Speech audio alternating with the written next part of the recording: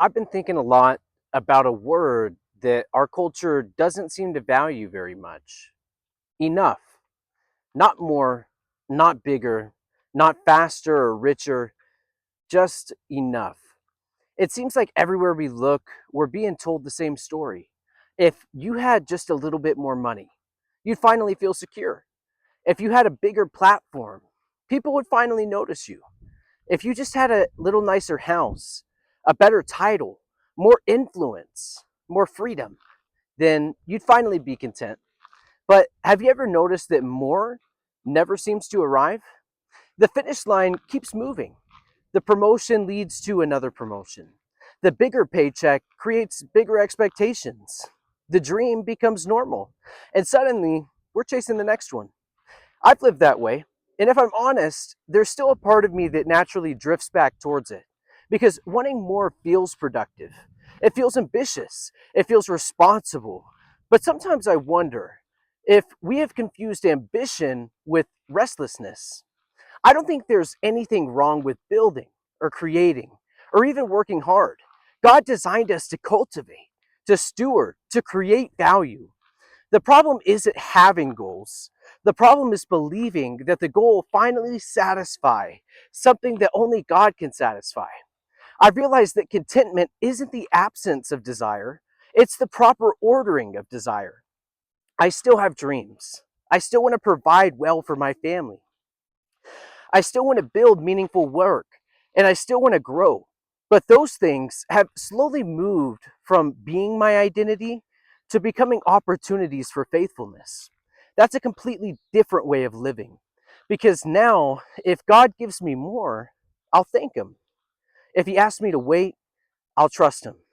If He changes my direction, I'll follow Him. Not because that's easy, but because I've learned that peace really often isn't found in getting everything I want. It's found in wanting Him the most.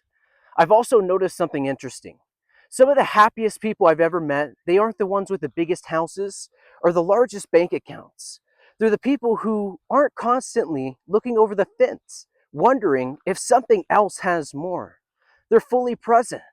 They're grateful. They celebrate over people's victories. They're generous instead of jealous. They enjoy today because they aren't always living for tomorrow. That's freedom. The world tells us freedom is having unlimited options, the ability to buy whatever we want, go wherever we want, do whatever we want. But what if freedom isn't having more choices? What if freedom is no longer being controlled by the need for more? What if freedom is waking up with gratitude instead of comparison? What if freedom is being able to celebrate someone else's success without feeling like your own life is somehow smaller? What if freedom is being faithful when God has already placed in your hands? I think that's the kind of wealth our culture rarely talks about. Contentment doesn't make us passive, it actually makes us available. When we're no longer consumed by the next thing, by chasing the next thing, we have more time for people, more generosity, more presence, more peace, more margin to notice the needs around us. I've learned that wanting less doesn't mean caring less. It means being ruled less. It means possessions stop possessing us. It means that success becomes something we steward instead of something we worship. It means money becomes a tool instead of a master. It means our dreams stay in their proper place. Good gifts, never ultimate things. Jesus once asked a question that's echoed through history. What profit does a man have if he gains the whole world and he forfeits his own soul in the process? That's a question I don't want to answer at the end of my life. I want to build. I want to work hard. I want to create. But I never want those pursuits to cost me the things that matter most: my family, my integrity, my relationship with God, my ability to love people well.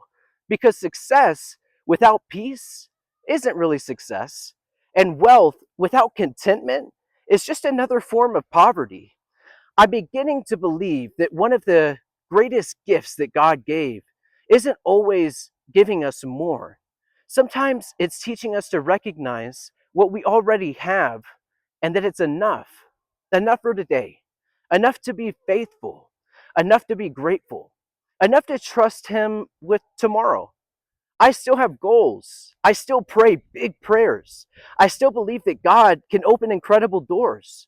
But I'm no longer waiting on the next blessing before I allow myself to experience joy. Joy is available today because God's presence is here today. And maybe that's what I've been learning through this whole journey.